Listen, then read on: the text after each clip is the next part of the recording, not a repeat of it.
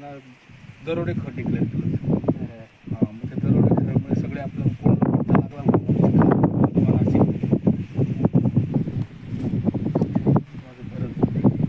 तर नमस्कार मित्रांनो, आज आद्य क्रांतीवीर राघोजी भांगरे यांचा स्मृती दिन साजरा होतो.